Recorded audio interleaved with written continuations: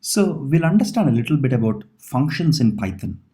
Those of you who are familiar with programming languages like C, C++, or Java would already be aware of functions.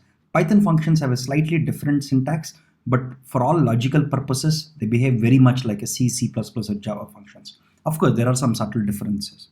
And functions actually help you break down your program into smaller and modular chunks, which you can reuse if you choose to.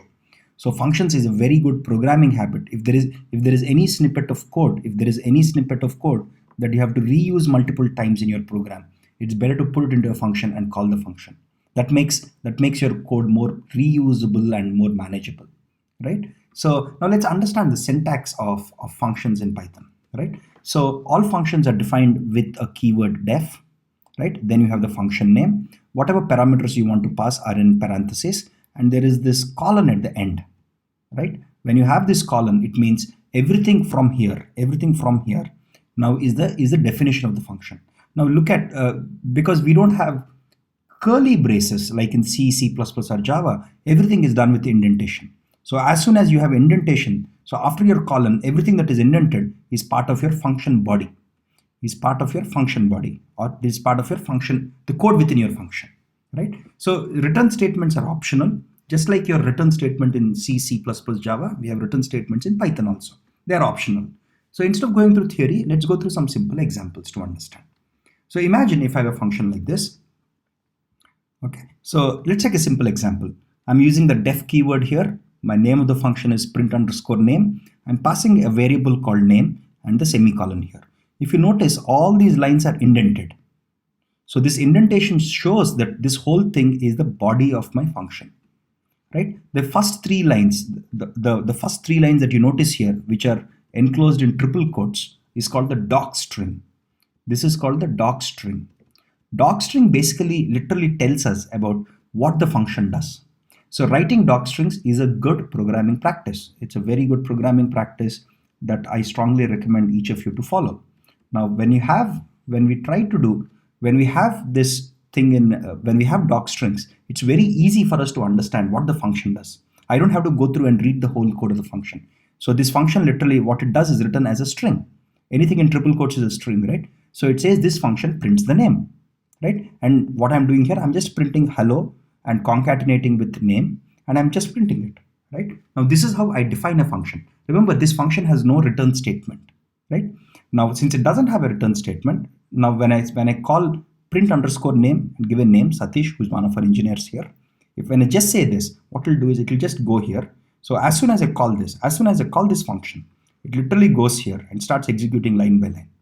So one of the lines that it executes is print hello, hello plus string of name, right? So it will print hello Satish, and at the end of it, it will come out and come here, right? So docstring, as I was telling you earlier, docstrings are very, very useful. They help you understand what the function does internally. It's a good programming practice. For any given function, if you want to print the docstring, it's very, very simple. You just give the function name. Dot two underscores. These are two underscores here, right? Doc, again, two underscores. This is a variable. For every function, there is this variable called __doc __. What this gives us is it prints us the docstring for any given function. Now, whether the function that we have is defined by us, sorry, I apologize for that.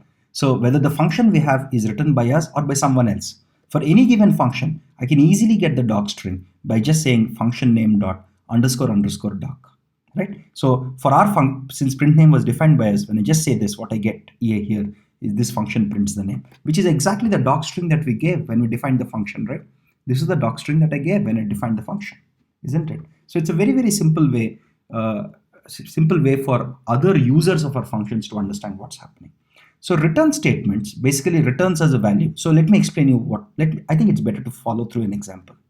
Suppose imagine if I want to write a function called getSum, which takes a list, right? And it returns me the sum of all the elements in the list. For example, if I have a function like this, so suppose I'm calling this getSum function with a list, and my list contains 4 elements, 1, 2, 3, and 4. Right? What I want is my getSum function takes this list, sums up all the elements in this, and provides that value puts that value into S. right? Now when I do print s, I got 10, which is nothing but the sum of all these numbers, right? Now the question here is, how do we now return values back from functions? That's very simple. Here is my docstring. This docstring says this function returns the sum of all the elements in a list. I'm initializing a variable called underscore sum. By the way, variables can have underscore as their first character. It's perfectly legit. It's perfectly okay in Python, right? I'm declaring a variable called sum and initializing it to 0. And I'm writing a simple for loop here where I'm taking each element in the list and I'm adding that element to sum. And at the end, this line is important. At the end, what I'm doing here is I'm returning sum. So when I return sum, whenever I call this function, when I call this function, it returns me the sum of all the elements here, and that I can allocate it to a new variable called s, right? So that's what return statements are. One thing you'll notice is in our previous function that we defined, in this function there is no return statement. Okay, so one thing we have to notice is return statements are optional. Return statements are optional.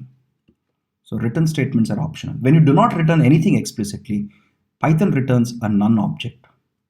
Okay, Python automatically always returns none whenever you have not explicitly given whenever you have not explicitly returned anything explicitly, right? It returns none by default, right? Now, okay, so this is the docstring that we just saw. Now let's see how functions in general work. Let's assume this is my original code. Let's look at it here, right? This is my function body. Okay, suppose I'm executing a line. At this line, when I call the function name, what happens is immediately I go into the function. I run all the lines of code in the function. At the end of running the last line in the body of the function, I come back to the next line wherever of the code that I have left from. This is how logically it works, right? This is important. So I first run this line. This is my third line. When I go here, I run my fourth line, I run my fifth line. After my fifth line, now I come here. Okay, so logically, the execution path of your code is like this: 1, 2, 3. It goes into the function. 4 and 5, and then it comes out 6 here. Right. So this is how functions execute. This is the flow of execution when you have a function. Now let's go and understand a couple of very important concepts called scope and lifetime of a variable. Now, scope of a variable is basically the portion of the code or the program where the variable is recognized, right? And lifetime is basically the period throughout which the variable exists in memory. They need not be same. Scope and lifetime could differ in some cases. But let's take a simple example. I think that'll be beneficial, right? So let's take this code. Here, what am I doing here? I'm creating a variable called global variable, which is outside all of my functions, right? Here I have a function body. In this function body, I'm creating a variable called local variable. Any variable that is defined and used within a function, as soon as you come out of the function, the variable disappears. That's what I've written here. That's what we have here. Variables are destroyed once we return from the function. Variables that are declared and that are defined within a function will be removed from memory as soon as we return from here. Okay, so let's see. So I have a variable called local variable here. I have a variable called global variable. Now my code starts running here. Right, my global variable has the string which is this is global variable. Then I have a function definition here. Nothing happens. This doesn't run. Right, now this runs. When I say test lifetime, now what happens? It goes here. It starts running this. Okay, here I'm printing the local variable and the global variable. Since the global variable is declared outside this function, I can access this global variable internally. Right, which means I can access the scope of this global variable is the whole area, including inside the functions. So when I print local var and print global var, if you look at my output, I get, okay, this is local variable, this is global variable, right? Now, after printing my local and global variable, I come back here because this is where I called the function, right? So at the end of the function, I come back here. Now here I try to print my global variable, it prints successfully. Now here is the catch. If I try to print local variable now, it literally raises an error, right? So now I'm trying to print my local variable. What happens is this line, because remember, if you notice, the local variable is declared inside this function, right? As soon as I come out of the function, that local variable cannot be accessed anymore, right? But I tried to access it. Now let's see what type of error it would give. Here I'm saying print local var. As soon as it says that, it gives me something called a name error, and it says local var is not defined to start with. I don't know what local var is, and it has raised this error for us. So with this program, we can understand the difference between a variable that is defined within a function and outside the function.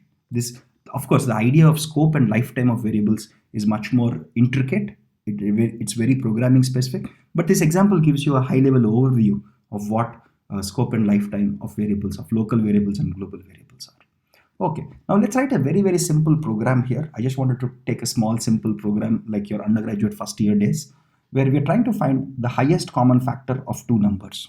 What is the highest common factor? Let's say if you take two numbers, let's say 12 and 14, right? 2 is the largest number that can divide both 12 and 14. There is like any other number, 3, 4, 5, 6, any number greater than 2 cannot divide 12 and 14. So HCF basically is, HCF of any given set of numbers is basically the number, the largest number or the highest number that can divide all of these numbers exactly, right? So how do you write that function? So here is how I'm writing my function. I'm calling this function compute HCF and I'm giving two numbers. Here is my doc string, right? Here is my doc string, and this is the logic. The logic here is very straightforward. What I'm saying here is I am basically picking the smaller of these two numbers. If I'm given two numbers, I pick the smaller of the numbers and I check the numbers from 1 to the smaller of the numbers, right? And I try to see which is the largest number which can divide both your A and B. It's a very, very simple code here. Now this is how I compute my HCF. Now I'm outside this function. I'm defining two variables here, num1 and num2, and I can just compute HCF of num1 and num2, and that will be 2 because no number greater than 2 can divide both of them. So very, very simple code. This is a simple for loop that we all understand logically. So what are we doing here? We are finding the smaller number and we are saying in the range of 1 to the smaller number, keep checking. So for example, if when I input 98 and 78, what is the smaller number? Smaller number is 78. So between 1 to 78, I'll keep checking like 2, 3, 4, so on, so forth, 77. I'll keep checking which of these numbers, which of these numbers can divide both A and B, can divide both 98 and 78. And whichever is the largest number that can divide, I'll keep it in this variable called HCF. And the end of it, I'm returning this variable called HCF. Very, very simple program. It's very, very easy to understand. Those of you who are new to programming or who do not know programming a lot, please go through this in careful detail so that you understand how to write a function, how to build the construct, how to construct the basic logic to solve a problem like this.